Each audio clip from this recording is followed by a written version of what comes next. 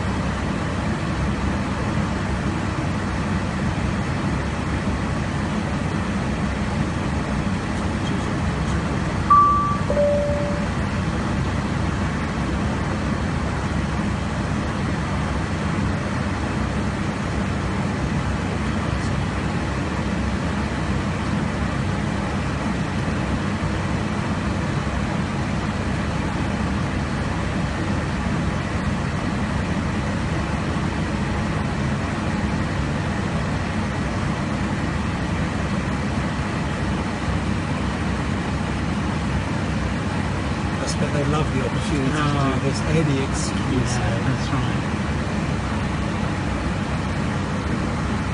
I wonder if he'll do a spectacular peel off. Oh, there's the other guy.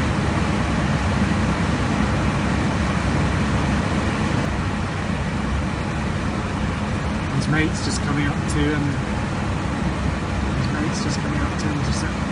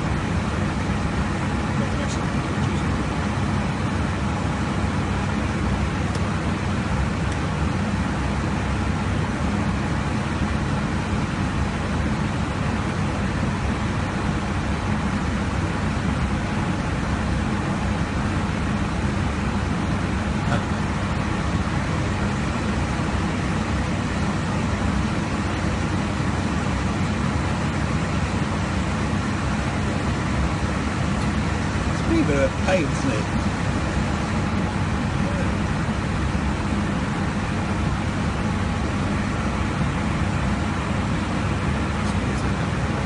Yeah. Oh, do a running break. Peel off. Hope he doesn't peel off upwards because yeah. Yeah, itch and dirty. Makes for a great photo.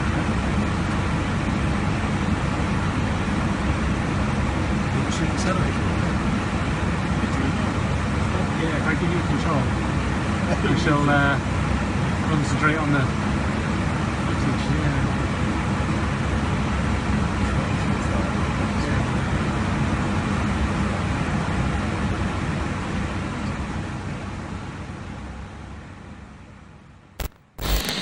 Our next speaker is someone who could tell you firsthand about geoengineering. Her name is Kristen Megan, and it's taken her a lot of guts to come here and speak what she has to say, so give her a big hand. This presentation has been brought to you by Gigi Bowman for State Senate and Oath Keepers. All right, first off, I just want to, I know everyone else has said it, but I really appreciate everybody that has come out here today. It's not just showing up and supporting an event, it's actually listening to those of us who are here to share a message. So, as it was presented to you, I'm here to speak to you about geoengineering. First thing I want to ask you is, who doesn't believe it exists? Anybody here on the fence? Okay. Well, hopefully when you leave here today, you don't just believe it. You share the information that I'm going to share with you, and you get more people on board to stop this unethical crime. I want to show you a video clip because the first thing people ask me about geoengineering is, who are these people? Who are the people that are, kind of pushing the button to get this thing going? One of them, his name is David Keith. And David Keith has been low in the radar for a while. But he has written a book about climate engineering that has basically done more for the truth movement of this than anything. Because he is the frontline person that is the #1 advocate for geoengineering. And I want to show you a clip. It's about 6 minutes, so just bear with me. You ever look at those planes up there? They have contrails on them. Maybe all those planes are the contrails. Maybe they're actually spraying chemicals into the atmosphere right now, and Uncle Sam isn't telling us. Seems extremely unlikely. That the United States is not telling something to its citizens? That seems extremely likely to me. Read the newspaper. And, of course, there are a lot of problems with what they're proposing. It turns out plants need sunlight. Yes.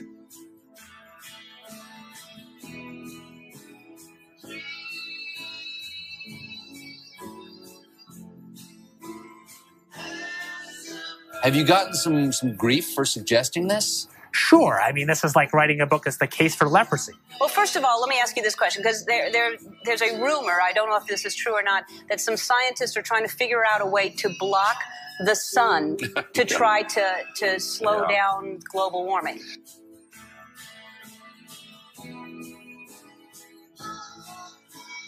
Could an individual start this? In practice, only a country. A big country. What about a man in like a hollowed out volcano with henchmen who occasionally shakes his fist at the sky and says, "They said I was a fool at Harvard. Who's the fool now?"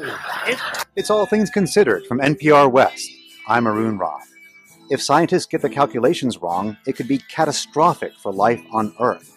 Or what if the technology got into the wrong hands? Couldn't someone shoot poison into the atmosphere? So people are terrified about talking about this because they're scared that it will prevent us cutting emissions. Right, and also that it's sulfuric acid. You're bearing the lead. Is there any possible way this could come back to bite us in the ass? You put another kind of pollution, sulfur dioxide, up to orbit, cover the atmosphere. The sky won't be really blue in the way it is now anymore. Blanketing the earth in sulfuric acid, because I'm all for it. This is the all-chocolate dinner. I still get to have my CO2, and I just need to spray sulfuric acid. Right? All over the earth. Right?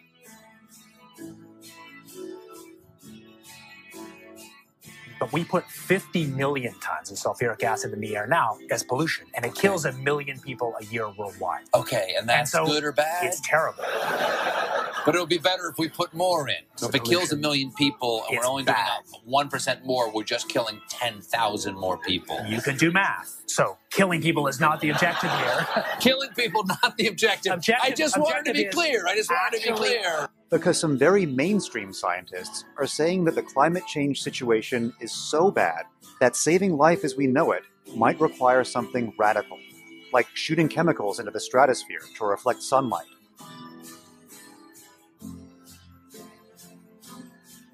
This is the kind of stuff I wake up sweating about. Exactly. Well, it's your goddamn idea. No, it actually turns out to be an old idea. This was known since President Johnson.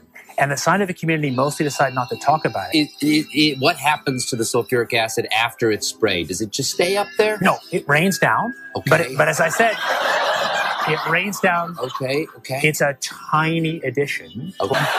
And you put, say, 20,000 tons of sulfuric acid into the stratosphere every year. And each year you have to put a little more. And this doesn't, in the long run, mean that you can forget about cutting emissions. We will need to rein in emissions. We'll get to it eventually, yeah. But it does. But in the meantime, we're shrouding the earth in sulfuric acid. So it is that you could actually spray sulfuric acid in the stratosphere 20 kilometers over our head, and use that to stop the planet warming up in a kind of ugly tech fix. You could spray something into the atmosphere to change. Spray pollution into the atmosphere to stop it warming. So in the end, pollution saved them all. We owe pollution. We owe acid rain an apology, is what you're saying. It would be a totally imperfect technical fix. Okay. It would have risks. It wouldn't get us out of the long-run need to stop polluting, but it might actually save people and be useful. Sky won't be really blue in the way it is now anymore. The chemtrails are being used in conjunction with HAARP. By spraying metal oxides into the air above enemy skies, then directing ELF waves from HAARP to heat those metal oxides, the temperature of the sky is raised to more than 100 degrees Fahrenheit, preventing the accumulation of water vapor that would otherwise form clouds and produce rainfall. So I wanted you to see that video because I wanted you to have a face for somebody who's actually out there violating the ethics of their job to promote geoengineering. I'm going to talk about geoengineering, but I want to share a story with you. Every time I'm asked to speak, I public speak for a living. I'll go into that, but I don't get nervous to speak to you. What I get nervous about is not getting emotional telling you my story. Because in 2002, shortly after 9/11, like a lot of military veterans, I raised my right hand and I took an oath to the Constitution to hopefully do something meaningful with my life. 19 years old, unsure what I wanted to do. So I enlisted in the U.S. Air Force. My job in the U.S. Air Force was working in bioenvironmental engineering. So what bioenvironmental engineering is in the Air Force is equivalent to that of the OSHA and the EPA, if you're familiar with that. So we were an embedded liaison to make sure that we were tracking all of the aspects and impacts of the military, meaning what is the military doing and how is it impacting the environment, because we were accountable for that. Being government, we did not get any special treatment. We just couldn't be fined being another federal agency. EPA can, but not OSHA.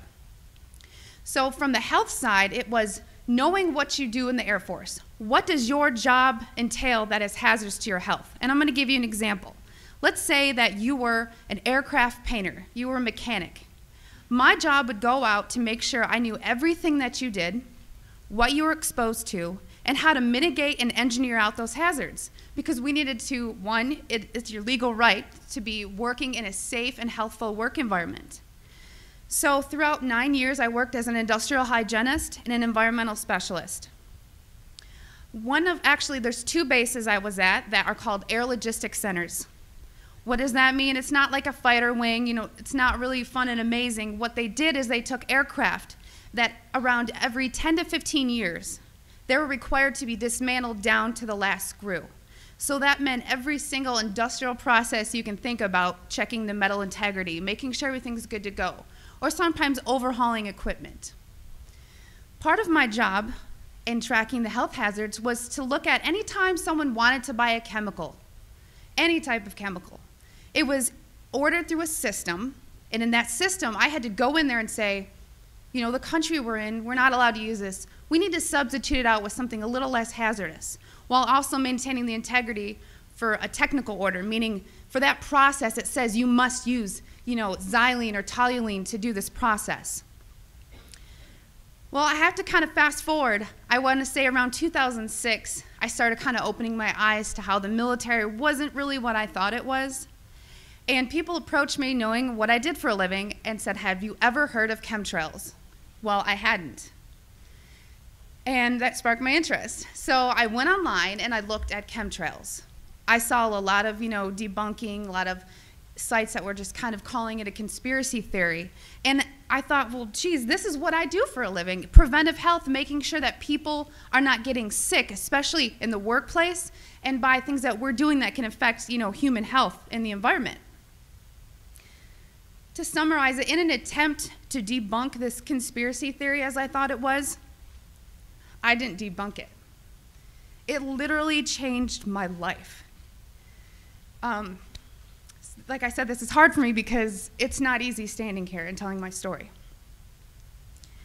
One day I was going through that computer system, which if you want to look it up, it's called an Air Force Form 3952. It is the approval of hazardous materials. I was finding tons and tons of large quantities of aluminum, barium, strontium in the forms of oxides and sulfates.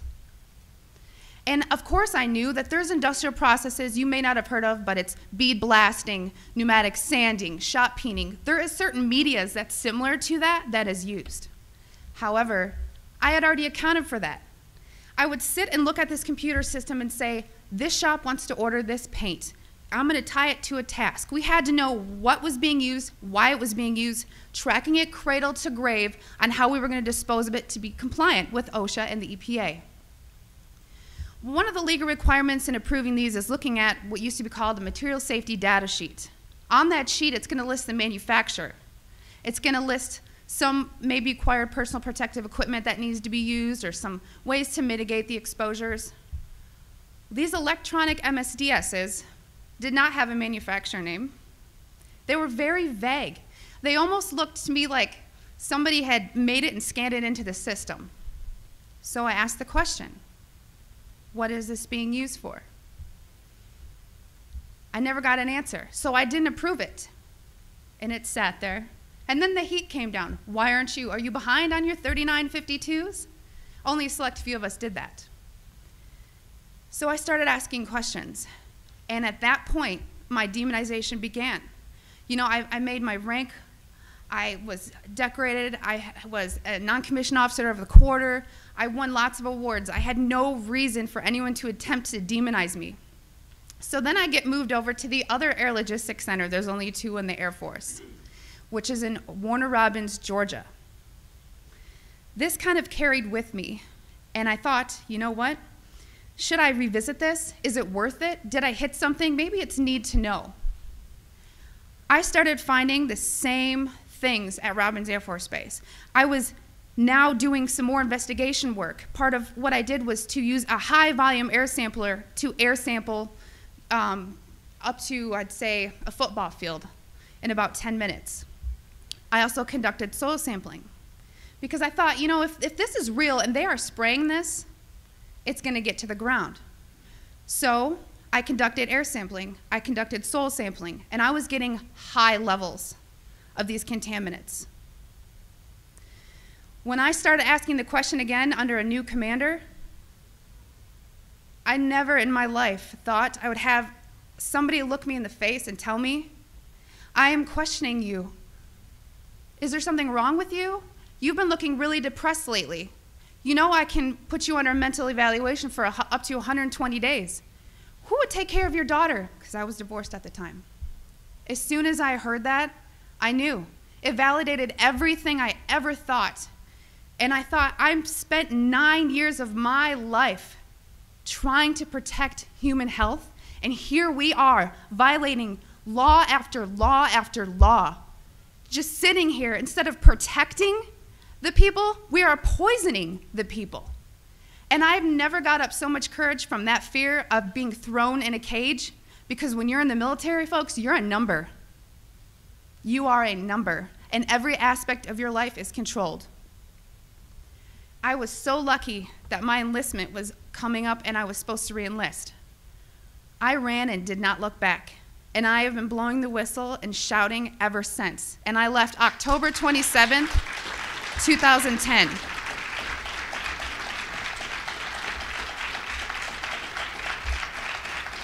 Thank you. It didn't just end there, though. You got to remember, there's a whole career field of people that work in bioenvironmental engineering. A lot of those people were told, do not talk to me. Do not talk to her, do not email her. They were given no contact orders. Because my biggest thing was, if I'm just so, dishonest, don't you think somebody would come out and say, she was never in the military or something negative to discredit me? They've ignored me, but they've tried to silence me. Every time I fly, I am pulled into a secret room. I literally am tagged in the system for the TSA. It is difficult. As an industrial hygienist, I do very well for myself, but it has been so difficult after leaving the federal government to maintain employment. Nowadays, everyone runs background checks on you, and the first thing they look at is, wow, here's a whistleblower. And you ask yourself, if this is true and we are spraying the people, Where are the pilots? Where are the people? I don't know if you pay attention, but look at Snowden. Look at Manning. People don't come forward because these supposed Whistleblower Act protections that you have are not enforced, they're not supported, and they really don't exist. But what I want you to take from this is to understand that I am being completely honest with you, and that geoengineering is occurring, it's been occurring, it is not new, and your tax dollars are funding this. I 100% know that the US Air Force was involved, and it kind of, I think back to all these things that I never had noticed. If you don't know what to look for, you can't look for something. And once I realized a process they were trying to hide, people have come out of the woodworks, from EPA compliance officers to ex-people that I worked with in my career field, who I cannot state for obvious reasons. I've had pilots come forward. I've had people come forward that actually load the canisters on the planes.